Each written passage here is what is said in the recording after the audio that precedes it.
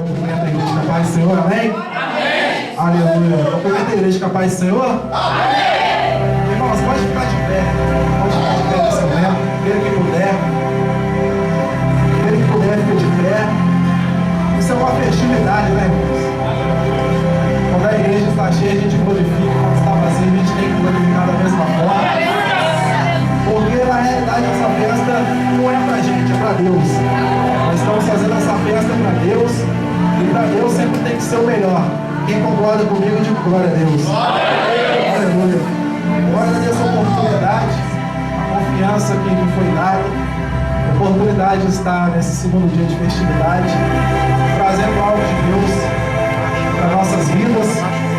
Agradeço a oportunidade pelo meu pastor que me concedeu, né? Aqui também estão alguns amigos, está aqui o missionário Jorge, Michel, que veio compartilhar comigo isso daí, o presbítero Júlio, e outros obreiros que estão também dessa igreja. Irmão, sem demora, abra sua Bíblia no livro do profeta Ezequiel. Livro do profeta Ezequiel, o capítulo 1,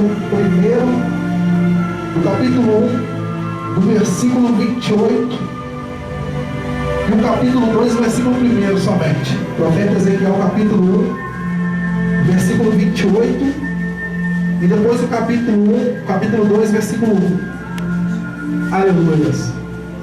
Aqui também está a minha família, meu pai, minha mãe, a minha irmã, veio nos prestigiar nessa noite. Livro do profeta Ezequiel, capítulo 1, versículo 28, e depois capítulo 2, versículo 1. Quantos acharam? Diga amém. Amém. Diz assim a palavra do Senhor: como o aspecto do arco que aparece na nuvem em dia de chuva, assim era o resplendor em redor. Esta era a aparência da glória do Senhor. Vendo isto, caí com o rosto em terra, e ouvi a voz de quem falava. Capítulo 2, versículo 1 agora. Esta voz me disse: filho do homem, põe-te em pé e falarei contigo. Para ficar gravado no nosso coração, quero que os irmãos me acompanhem na leitura. O capítulo 1, do versículo 28, me diz assim: 1, 2, 3. Na nuvem no dia da chuva, assim era o aspecto do resplendor e redor. Este era o aspecto da semelhança da glória do Senhor. E vendo isso, caí sobre o meu rosto e ouvi a voz de quem falava. E vendo isto, caí com o rosto em terra e ouvi a voz de quem falava. Capítulo 2, versículo 1. 1, 2, 3.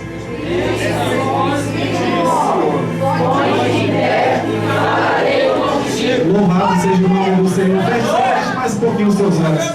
Feche somente só mais um pouquinho os seus olhos. Em nome do Senhor Jesus, Pai, está nas suas mãos essa noite, está nas suas mãos essa mensagem. Que o Senhor fale, Senhor, forte no nosso coração, assim como o Senhor já falou ontem. Continua falando, Senhor, nas nossas vidas aqui nessa noite, porque somos totalmente necessitados de ouvir a sua voz. Em nome do Senhor Jesus Cristo, nós já te agradecemos. As palmas louvam o nome do Senhor Jesus e pode ser sentado no então.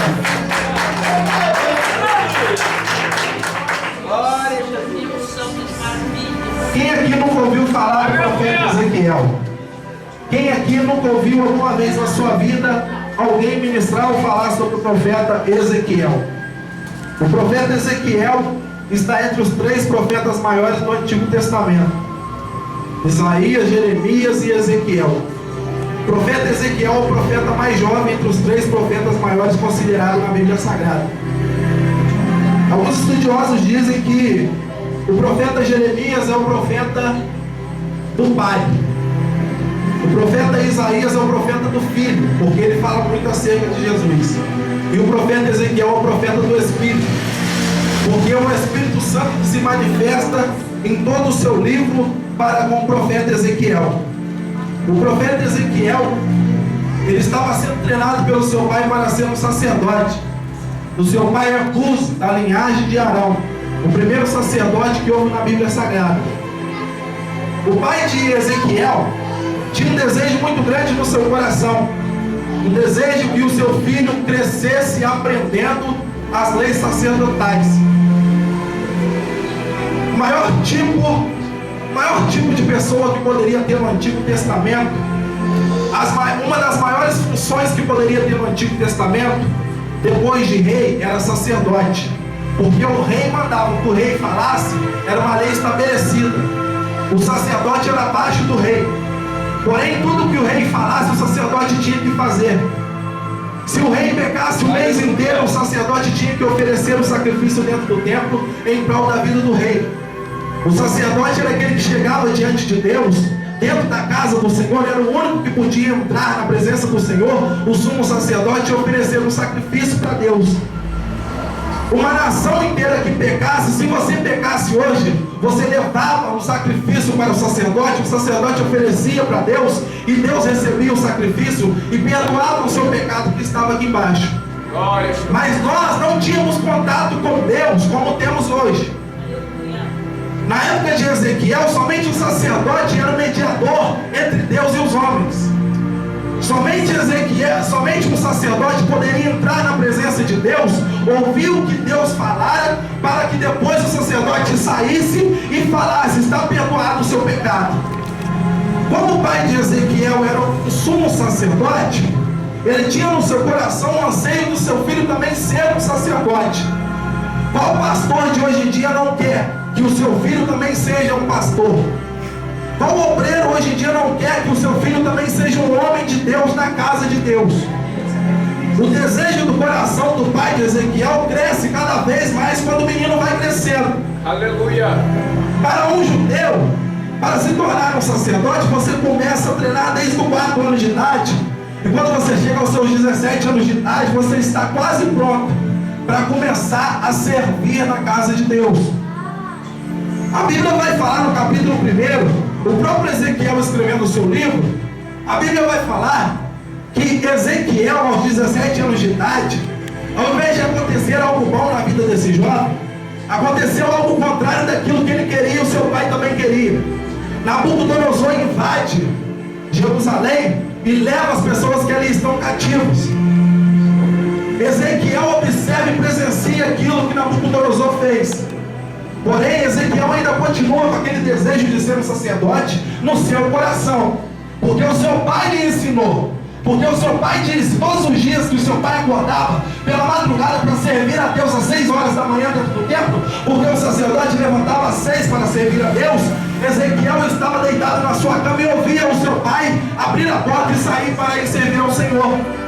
Porque todos os dias, quando seu pai voltava da sua linhagem sacerdotal, Ezequiel estava ali observando o seu pai voltar para a sua casa. O espelho de Ezequiel era o seu pai, porque o seu pai era um grande homem de Deus. E Ezequiel todos os dias observava a mesma coisa.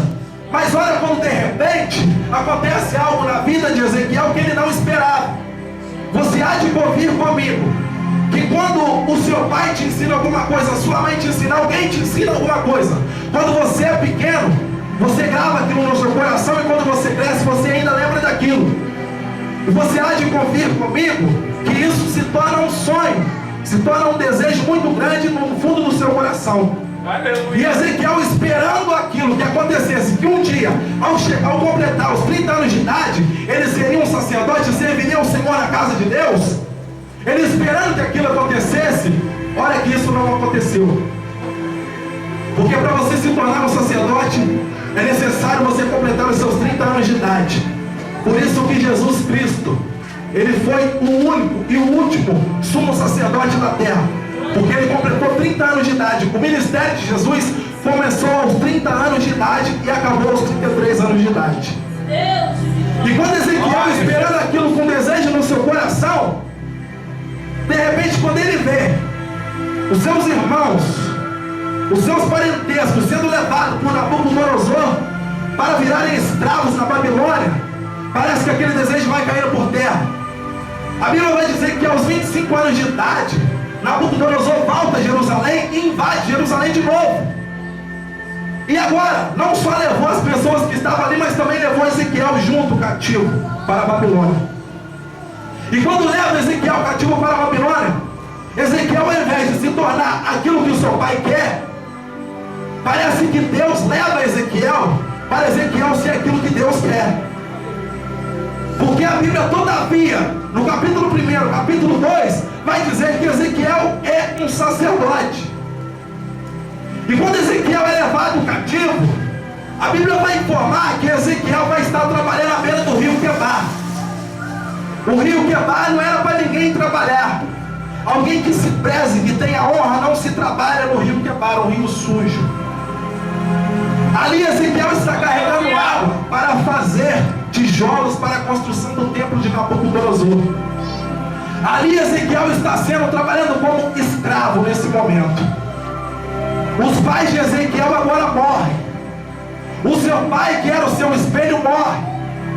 A sua mãe, que todos os dias o alimentava, também morre. Ezequiel agora está sozinho trabalhando como escravo. Ezequiel agora tem que trabalhar de dia para ter o que comer de noite.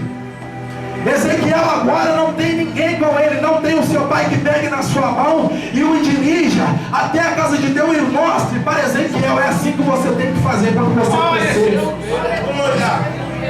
Ezequiel agora não tem ninguém que venha lhe instruir como ficar vivo em um lugar que só tem escravos, pessoas bárbaras, pessoas que não temiam a Deus. Porque a primeira vez vai dizer que as pessoas que estavam ali só foram levadas cativas porque Deus permitiu.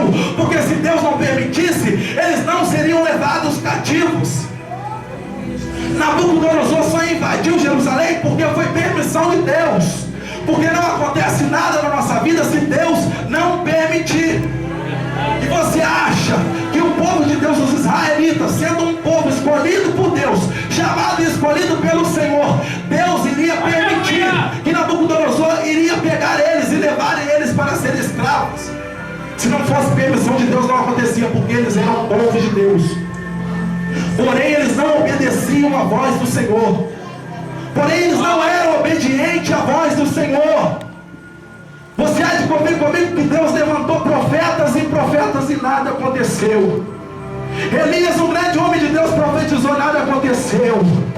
O povo ouviu durante algum tempo, mas depois não passou de palavra jogada ao vento. Moisés profetizou em 80 anos da sua vida, mas de repente ele subiu em cima do monte e Deus falou: tá vendo lá, você não vai entrar. Aleluia! João Batista profetizou: arrependa do seu pecado, porque está chegando o reino de Deus. Chamou o povo de cobra ainda, mas nada adiantou. Se Deus não permitisse, não iria acontecer. E Deus foi e permitiu. E nessa permissão de Deus, ali estava Ezequiel no meio. Nessa permissão de Deus, ali estava Ezequiel. Todos os dias agora carregando água, trabalhando como escravo. Todos os dias agora sozinho. Imagino eu que o sonho que estava no seu coração, todos os dias ele reclamava com Deus. Reclamava com Deus que Deus não cumpriu aquilo que ele prometeu. Mas na realidade a Bíblia não vai falar que Deus prometeu nada a Ezequiel. A Bíblia vai falar que o seu pai prometeu alguma coisa a ele, que ele seria como seu pai. Não foi promessa de Deus, foi promessa do pai dele. E na realidade, hoje, pessoas fazem planos para a vida de outras pessoas, quando na realidade, o plano de Deus fica de fora. Na realidade, o seu pai ou a sua mãe é alguém que está ao seu lado faz planos para você, quando na realidade eles não colocam o plano de Deus na frente, não colocam o desejo de Deus na frente. Quando na realidade aquilo que Deus quer fica de fora. Pessoas fazem planos para o casamento, para a casa, para isso, para aquilo, mas na realidade o plano de Deus ainda está de fora. O pai de Ezequiel era sacerdote, mas ele não perguntou com Deus: Deus, o Senhor quer que o meu filho também seja um sacerdote? Quando o pai de Ezequiel ali querendo que ele fosse algo, alguma coisa como ele, aí Deus, parece que Deus pega o menino e leva ele para um deserto. As pessoas imaginam que um deserto é quando nós estamos em um lugar que não tem nada. É sol de dia, chuva de noite, muito frio, sem comida, sem bebida, não. Existem pessoas que estão no deserto hoje, no ano de 2015, no século 21, Estão num agrupamento no meio de um monte de pessoas, mas existe um deserto muito grande dentro delas. Existem pessoas que não estão no deserto materialista, mas estão no deserto espiritual. Está junto de um monte de pessoas, no agrupamento, como hoje, nessa festa de hoje. Um agrupamento de pessoas louva, glorifica, profetiza, ora, faz de tudo, mas quando chega em casa, o deserto volta a funcionar de novo. O deserto volta à tona de novo. E o deserto é tão grande, meu irmão, que a pessoa não consegue sair do lugar. Passa anos e anos e a pessoa não consegue virar nada, fazer nada, não consegue nada na sua vida, porque na realidade o deserto não é material, o deserto é espiritual.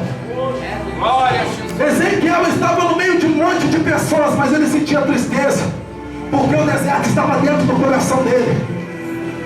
O deserto estava dentro dele. E quando o deserto está dentro de mim, ninguém pode tirar se não ser eu mesmo. E quando o deserto está dentro do coração, ninguém pode tirar a não ser eu mesmo. E quando esse menino ali estava,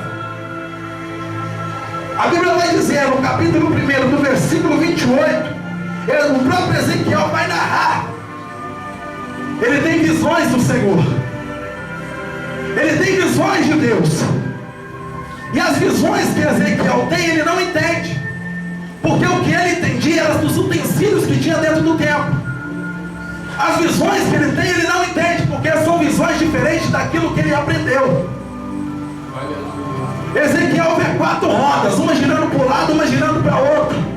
No meio dessa roda, dessas rodas, ele vê um ser, semelhança de um homem. E quando Ezequiel está olhando para o céu, no meio dos cativos lá embaixo, todo mundo trabalhando. 5 anos Ezequiel ficou cativo. 5 anos ele ficou aprisionado e oprimido. 5 anos o desejo do coração dele cai por terra e o seu sonho já não existe mais. E nesses 5 anos, imagino eu que ele ora a Deus e ele não tem resposta de Deus. Nesses 5 anos, imagino eu que pela madrugada ele acorda às 3 da manhã, dobra o joelho no chão, ora a Deus e ele não tem resposta de Deus. Imagino eu que Ezequiel, ele é forçado a jejuar. Ele é forçado a consagrar a sua vida. E ele pede uma resposta de Deus e Deus não responde. Há uma resposta de Deus para a sua vida. Aleluia! Mas eu vou profetizar sobre a sua vida. Há um tempo para Deus responder aquilo que você deseja. Há uma resposta de Deus, há uma profecia de Deus para a sua vida. Mas há um tempo certo de Deus profetizar sobre a sua vida. Aleluia! Imagino eu que Ezequiel passou por todas as aflições que eu passo. E ainda assim ele não desistiu dos sonhos que ele tinha no seu coração. E o que mais me chama a atenção nessa história é que Ezequiel, depois de 5 anos passados, o sonho que ele tinha no seu coração e o sonho do seu pai ainda não caiu por terra. Mas o seu pai queria que ele fosse um sacerdote, mas Deus queria que ele fosse um profeta. Porque a Bíblia vai dizer que Deus, depois de se manifestar a Ezequiel começa a profetizar. Porque dentro do templo é até fácil, porque você oferece sacrifício para os outros. O difícil é um sacerdote oferecer sacrifício para si mesmo. Eu nunca vi na Bíblia Sagrada um sacerdote oferecer sacrifício pela sua própria vida. Ele oferecia pela vida dos outros. E quando Ezequiel está ali cativo, ele tem essa visão de Deus. Quando ele consegue ver que é Deus que está falando com ele, querendo falar com ele, o versículo 28 vai dizer que Ezequiel cai com o rosto em terra. Ninguém fica de pé diante da glória de Deus. Ninguém consegue segurar suas pernas diante da manifestação de Deus. Oxalá que Deus se manifestasse aqui nessa noite e eu conseguisse sentir pelo menos um pouco da glória de Deus. Oxalá que Deus se manifestasse aqui nessa igreja, neste lugar, nessa noite, e eu conseguisse sentir pelo menos isso daqui da glória de Deus.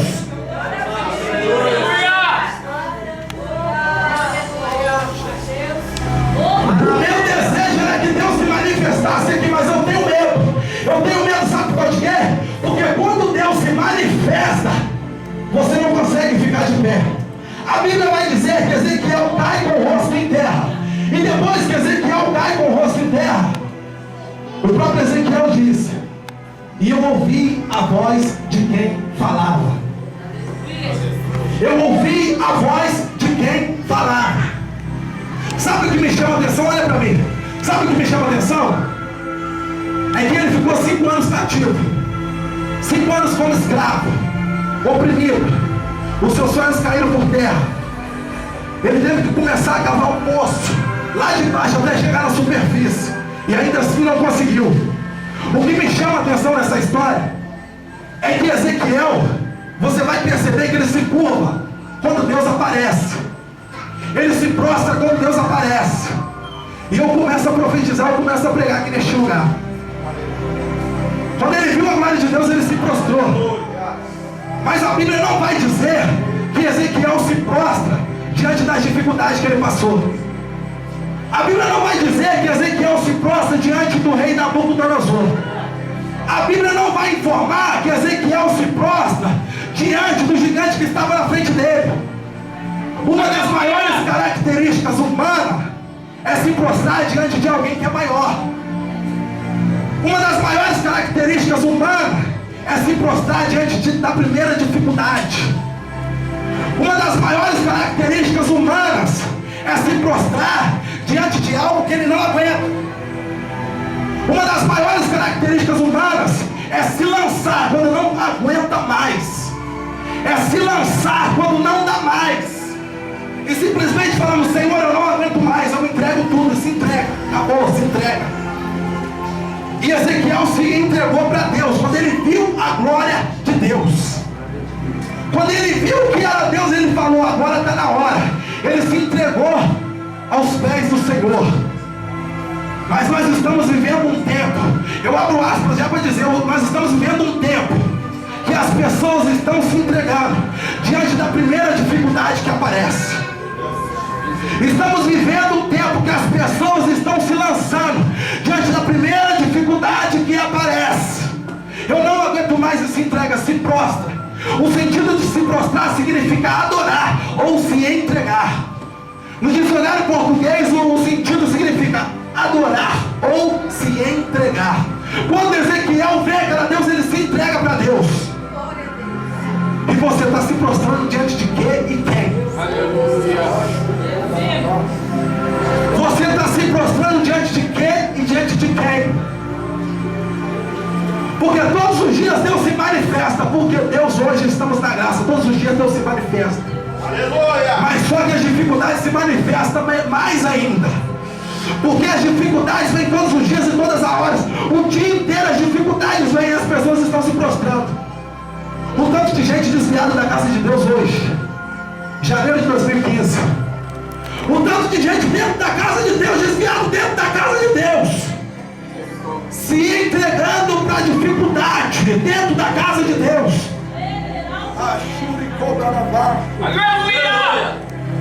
O tanto de pessoa que vê Deus se manifestando é no reteté, que pula daqui, que pula de lá. Mas quando pisa lá fora, o diabo vem e pega, o diabo vem e acompanha até em casa. Aí quando chega em casa, a pessoa se entrega diante da dificuldade, a primeira dificuldade. O quanto de profeta que está falando que é profeta, profetiza na casa de Deus, mas quando chega em casa a dificuldade bate, ele se entrega, se prostra diante da dificuldade. Só tem dois seres que nós podemos nos prostrar: ou é diante de Deus ou é diante do diabo. Se você não está se prostrando diante de Deus, você deve estar se prostrando para o inimigo. Deus manda falar para você que nessa noite eu abro aspas para começar a profetizar. Deus já se manifestou nessa igreja desde o princípio do culto, e você não percebeu isso.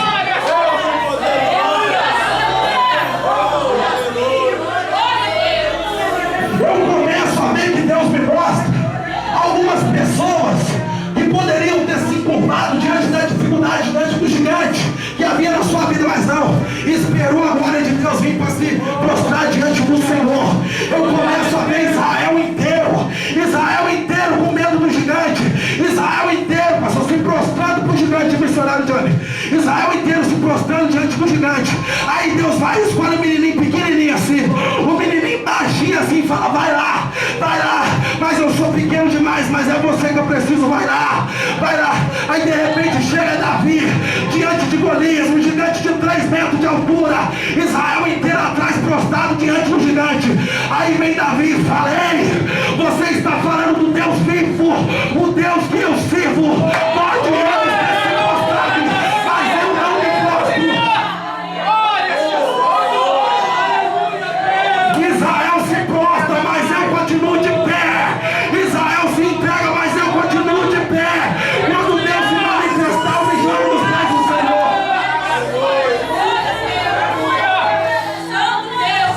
Eu consigo ver, meu irmão, o menino Jesus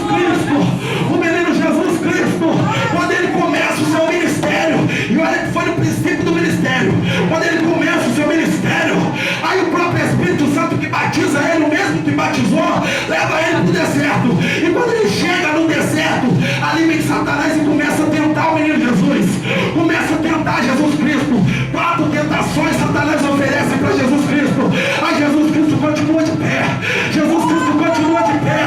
Aí vem Satanás e fala: ei, vocês parecem ter continuado tudo aquilo que está lá embaixo, se você se encurvar e vai adorar. Aí Jesus Cristo fala: não, não, e não existe alguém que é maior.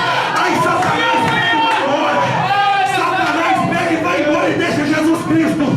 Aí de repente um anjo vem com a bandeja na mão e oferece para Jesus. Aí quando o anjo oferece, Jesus Cristo se prostra diante de Deus e fala: chegou a minha hora, chegou o meu momento.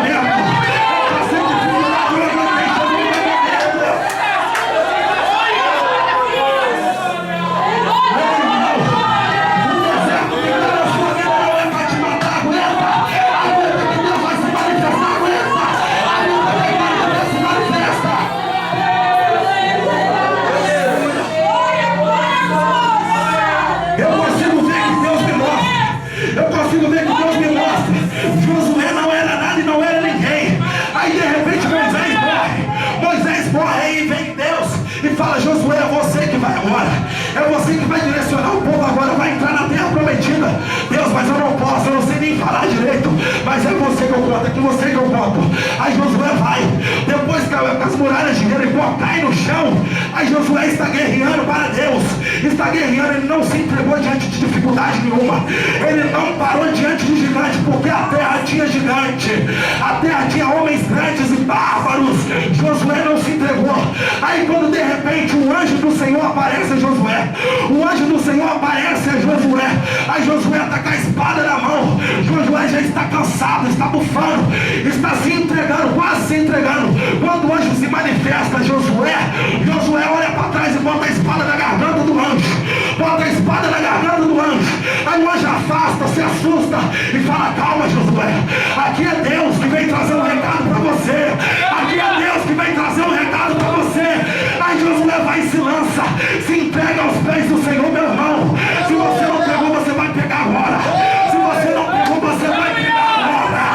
Está na hora de alguém falar que é crente se entregar para o diabo.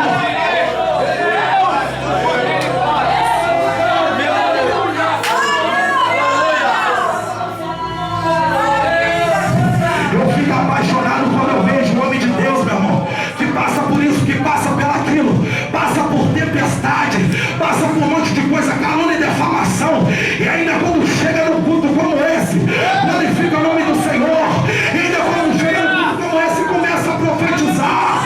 Ai, oxalá que Deus se manifeste aqui nessa noite, oxalá que Deus age Davi aqui neste lugar, oxalá que Deus age Josué aqui neste lugar.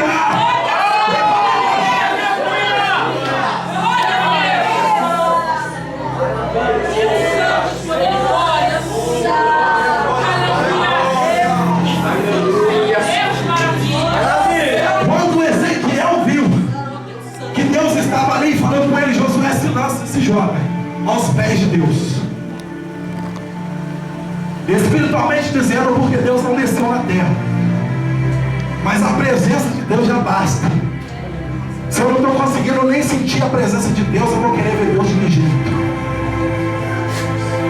E quando ele vê que é Deus, ele se joga. Quando ele se jogou, ele fala com seus próprios lábios. Eu ouvi a voz de quem falava. Na realidade ele está querendo dizer: agora eu sei que é Deus que está falando comigo. Agora eu sei que é a voz de Deus que está falando comigo. Pelo fato de eu estar no deserto e eu pensar que eu estou delirando porque eu estou cansado, porque eu estou com fome, porque para ele comer, ele tinha que pegar fezes de animal e esquentar o resto de comida para ele comer à noite. Por ele pensar que estava delirando, ele não deu ouvido a qualquer uma voz que chegou até o ouvido dele. Ele esperou ele sentir que era Deus que estava falando com ele, para ele se entregar aos pés do Senhor. Aleluia! E quando ele se entrega, o próprio Deus agora fala: filho do homem, põe-te em pé, que eu falarei contigo. E o próprio Ezequiel vai falar que quando ele ouviu a voz de Deus, veio o Espírito, entrou nele e colocou ele de pé. Nós só conseguimos ficar de pé quando o Espírito entra em nós. Mas eu vou dizer uma coisa para você. Eu quero que você pegue isso. Deus só fala com quem está prostrado uma coisa: põe-te em pé. Com quem está prostrado, Deus só fala uma coisa: põe-te em pé. Porque Deus, meu amor, Ele só fala quando você está assim. Deus se manifesta e você ouve a voz de Deus, você se prostra diante dele com um sentido de adoração. E quando você ouve ali a voz de Deus, Deus fala para você: põe-te em pé. Põe-te em pé, porque palavras eu colocarei na sua boca. Aleluia! Põe-te em pé para quê, Deus? Põe-te em pé para você profetizar. Aleluia, Jesus. Põe-te em pé para quê, Deus? Para você fazer a obra. Quem está caído não faz obra. Quem está prostrado não faz obra. Quem se prostra diante de dificuldade não faz obra. Eu vou falar uma coisa para você: não pega nada na casa de Deus para fazer se você estiver prostrado. Não pega nada na casa de Deus para você fazer se você estiver prostrado. Porque senão você vai morrer, meu. Porque senão você vai morrer espiritualmente, aí nunca mais volta a fazer nada. Tem gente morta espiritualmente até hoje. Abaixure, cobra, vaso, abaixure. Tem gente que tem obra de Deus na vida aí, mas que está morta espiritualmente. Que está morta espiritualmente e não faz mais nada. Porque colocou a mão na obra de Deus prostrado, caído. Aí Deus está falando a Ezequiel. Aí Ezequiel teve que profetizar. Ele teve que profetizar o que? Repreensão contra o povo. Repreensão contra o povo. Ezequiel teve que profetizar sobre santidade. Ezequiel teve que mostrar para o povo fazer uma nova aliança com Deus. Aí ele não podia profetizar caído. Ele tinha que estar de pé espiritualmente. Aí Deus falou: filho do homem, pode pé que eu quero falar contigo. Por que, Deus? Porque eu não posso falar com você caído. Eu não posso falar com você prostrado. Eu começo a profetizar sobre a sua vida. Pode pé porque Deus quer falar com você. Porque eu quero falar contigo, filho do homem. Põe de pé porque eu quero falar comigo. Põe de pé porque eu quero falar contigo. Tem muita gente prostrada. Tem muita gente morta. Tem muita gente que se entregou diante da primeira dificuldade. Tem muita gente que se lançou no acomodismo, a maresia de cansaço. Tem muita gente que prefere ficar dentro de casa do que ir à casa de Deus hoje. Tem muita gente que prefere chegar na igreja e sentar lá atrás. Sabe por causa de quê? Porque é dificultoso. É dificultoso e se lançou diante da dificuldade, diante do gigante. Se lançou e hoje não faz mais nada. Se lançou e hoje não profetiza mais. Se lançou e hoje não canta mais. Até tenta, mas não consegue. Até tenta, mas não vai, não dá. Não dá para ir, sabe por causa de quê? Porque o meu ouvido não está sensível quando Deus fala. Porque eu não consigo mais enxergar quando a glória de Deus desce. Tem muita gente prostrada e jogada diante do gigante, diante do primeiro gigante que aparece, diante do gigante que está dentro de casa, desafiando, falando que é fofoqueira, que é isso, que é aquilo, falando que é prostituto, falando que não vai dar certo. Tem muita gente, tem muito homem de Deus por aí, meu irmão, que está desviado, que passa lá fora no mundo como esse, ele não consegue nem olhar aqui para dentro, porque se arrepende de um dia que ele já profetizou,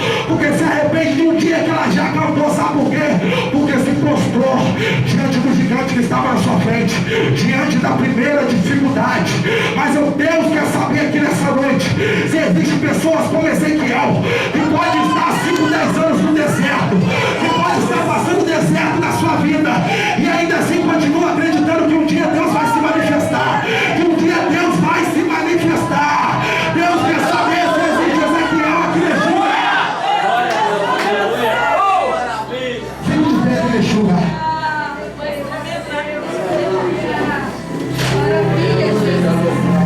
Eu peço a você, agarra na mão desse seu irmão assim.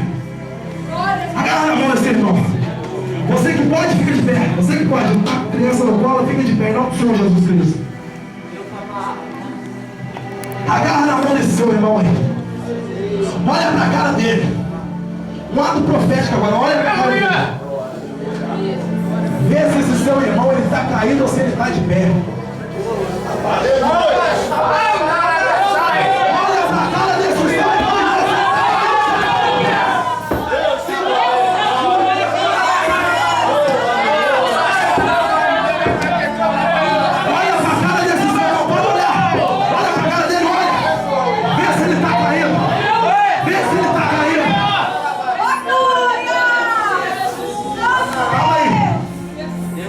Eu vou falar algo para você aqui nessa noite. O historiador Flávio Josefo vai falar que Deus, ele já não desce mais na terra para profetizar para ninguém. Desde o capítulo 6 de Gênesis, ele já não desce mais na terra. Então Deus se manifesta em alguém, em carne e osso como nós, para transmitir uma mensagem dele, para profetizar sobre alguém. Deus se manifesta em alguém para profetizar para outro alguém. E quando Deus se manifesta, alguma coisa acontece. Então eu já abro aspas aqui para dizer: Deus vai se manifestar em você para profetizar sobre a vida do seu irmão.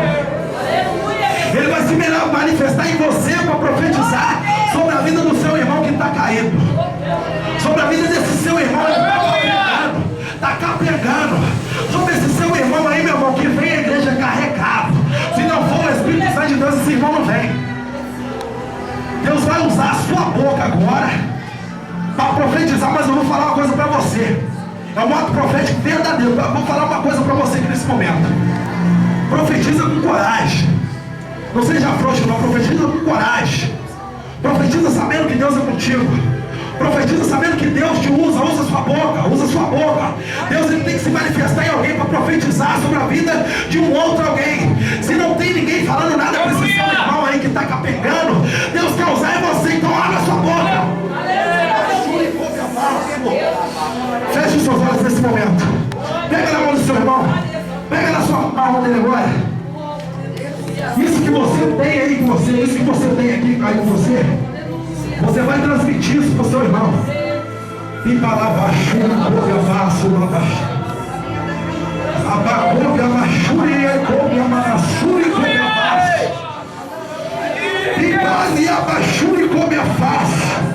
vou falar uma coisa para você.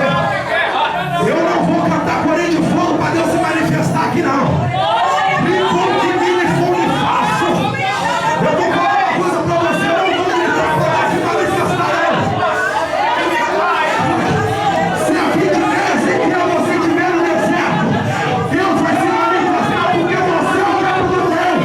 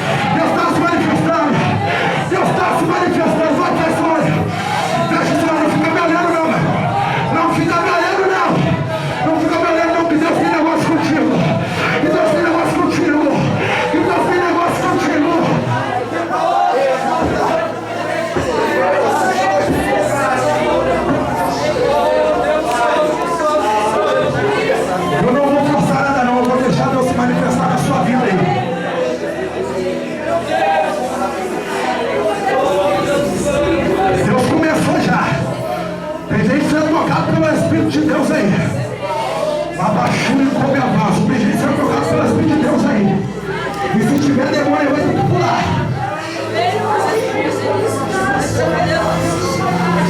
Eu vou deixar Deus se manifestar. Eu vou deixar o Espírito Santo de Deus trabalhar.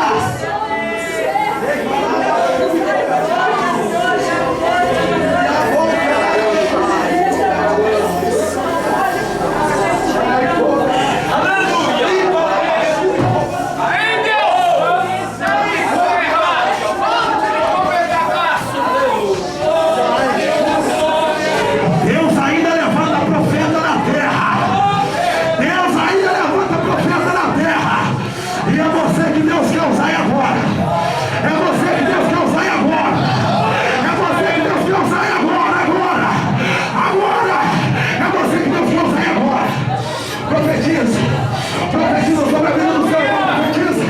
Profetiza sobre a vida do seu irmão, mas profetiza.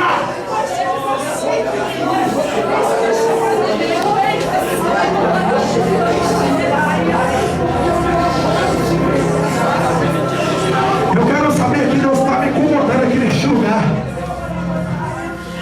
Se tem alguém desviado da casa de Deus aqui nessa hora, alguém que está desviado, tem gente desviada aí. Tem gente afastada da casa de Deus aí. Tem gente afastada da casa de Deus aí.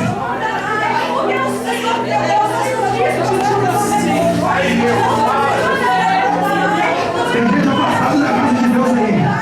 O Espírito Santo de Deus vai trazer essa pessoa aí na frente.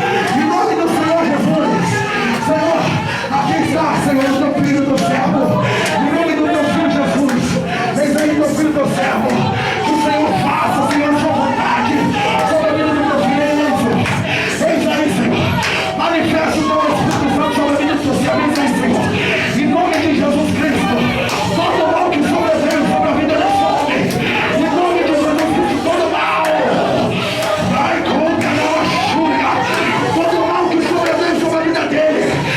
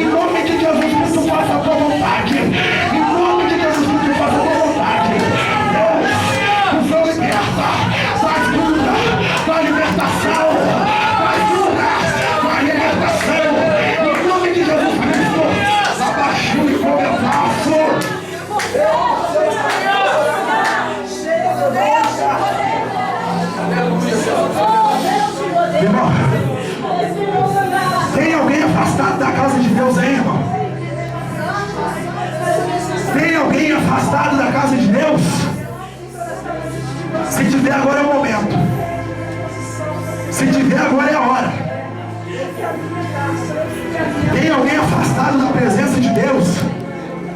Não se envergonhe. Venha aqui na frente em nome de Jesus Cristo. Abaixo o corpo da paz. Tem mais gente. Tem mais gente. Tem mais gente que está afastada da casa de Deus e precisa voltar. Precisa voltar. Não adianta você ficar orando para Deus. Deus muda a minha vida. Deus muda a minha história. Deus não vai mudar a história enquanto o personagem principal não mudar. E o personagem principal somos eu e você. Quando eu mudar, Deus muda a minha história. Se eu não mudar, não tem história mudada. A história sempre vai ser a mesma. Tem mais gente. Tem alguém precisando fazer uma aliança com Deus aqui nessa noite, neste lugar. Eu vou continuar insistindo. Tem alguém precisando fazer uma aliança com Deus aqui neste lugar. Tem mais gente. Tem mais gente precisando fazer uma aliança com Deus neste lugar. Ajude a passo. Amado a passo. Enquanto a minha irmã vai louvar ali, a Joana vai preparando para louvar ali. Tem mais gente. O Espírito Santo de Deus está trabalhando. O Espírito de Deus está tocando no coração da pessoa, para a pessoa vir aqui na frente, fazer uma aliança com Deus. E você está lutando contra o Espírito Santo de Deus. Você precisa fazer uma aliança com Deus. Porque se você não fizer, não tem vida mudada. A vida só muda quando você mudar. Abaixou e come a paz. A vida só muda quando você mudar. Se você não mudar, a vida não muda. A história não muda. Eu vou a última vez. Você quer fazer uma nova aliança com Deus aqui nesse lugar? Você tem uma chance. Você quer fazer uma aliança com Deus neste lugar? Meu Deus, aleluia. Eu não vou insistir. A irmã vai estar louvando ali. Eu vou pedir o pastor vai estar orando pela vida aqui do meu Pai, em nome do Senhor Jesus Cristo.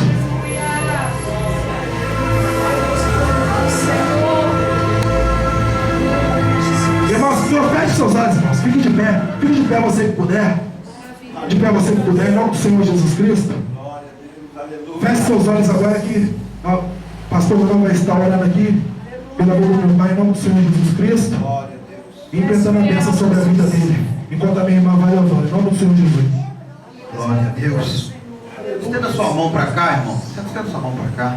Senhor Deus e Pai, ainda diante da tua santa e gloriosa presença, Pai, eu quero te agradecer, meu Deus, pela vida desse homem, que num ato de coragem, ó Pai, ele saiu do seu banco e veio aqui na frente. Pai, nesse momento, ó Pai, toma ele nas tuas mãos, reescreve, meu Deus, o nome dele no livro da vida, meu Pai. Levanta ele, ó Deus, de uma maneira diferente, ó Pai. Ah, Senhor, sustenta ele com a tua mão forte e poderosa. Pai, eu sei que nesse momento a festa no céu, porque a tua palavra diz que quando o pecador se arrepende, a festa no céu. E nesse momento, ó Pai, o nosso coração também se alegra pela atitude, ó Pai, deste homem. Ah, Senhor, que rompe com o pecado e renova uma aliança contigo. Deus, em nome de Jesus, ó Pai, eu quero profetizar sobre a vida dele. Ah, Senhor, que ele vai ser um pescador de alma. Ele vai ser, ó Deus, um instrumento para a tua honra e para a tua glória. Eu quero profetizar, ó Pai, que muitos olharão para a vida dele e não acreditarão no que Deus há de fazer na vida dele. Guarda, livra ele de todo mal, Senhor. Sustenta, meu Deus, a cada dia. Vai contempla a família dele agora. Começa a mover no meio da família. Que todos, ó Pai, possam saber que há um Deus no céu que salva e que cura e que liberta. Assim eu te agradeço. Em nome de Jesus, ó Pai. E as palmas bem forte para Jesus nessa noite. Glória a Deus, aleluia. Louvado e agradecido seja o nome do nosso Deus. Glória a Deus.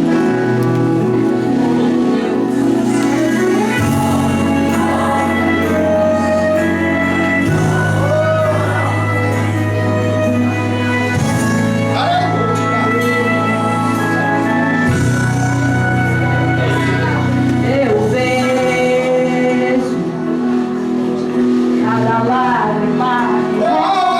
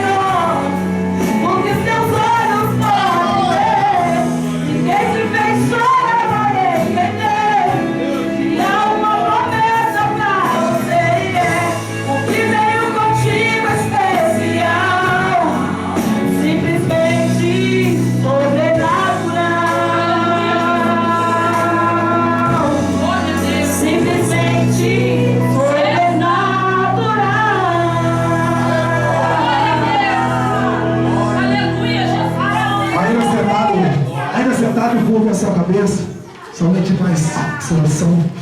Pai, obrigado por essa noite, por tudo que o Senhor tem feito, em nome do Senhor Jesus Cristo.